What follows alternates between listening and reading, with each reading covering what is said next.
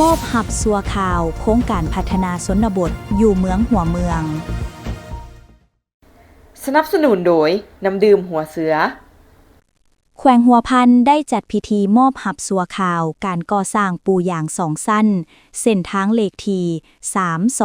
3243ส่วงที่1แต่บ้านพร้าวหาบ้านป่าคาไต้เมืองหัวเมืองในวันที่18ธันวาคม2025ซึ่งเส้นทางดังกล่าวมีลวงยาว22กิโลเมตรมูลค่า$2,145,353 ดอลลาร์สหรัฐรับเหมาโดยบริษัท PMS ก่อสร้างและยะสัญญาแมน18 เดือนมาฮอดปัจจุบันแมนได้สำเร็จแล้วนอกจากมีการก่อสร้างเส้นทางแล้วยังมีเวียกงานก่อสร้างโค้งลางพื้นฐานขนาดน้อยเวียกก่อสร้างหอพักนักเรียนหญิงบ้านป่าขาใต้ปรับปรุงอาคารห้องการโยธาธิการและขนส่งเมืองหัวเมืองปรับปรุงอาคารหอพักทรายบ้านป่าขาใต้ห้องการบ้านโพนคังห้องน้ำตลาดเมืองหัวเมืองโรงเรียนอนุบาลบ้านป่าคาเหนือสุขศาลาบ้านป่าคาใต้และห้องน้ำหอพักยิง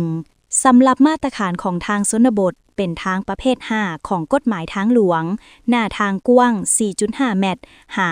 5.5 เมตรมีระบบระบายน้ำครบสุดและมีป้ายสัญญาณจราจรหลุดผ่อนความไว้เขตสุมชนปูยาง2สั้นและเขตสูงสันเกิน 13% ปูเบตงรับน้ำหนักได้8ต้นต่อเผาความไว้ออกแบบ40กิโลเมตรต่อชั่วโมงบรรดาบ้านที่ได้รับผลประโยชน์โดยกงจากโครงการนี้มี25บ้านรวมประชากร 10,922 คน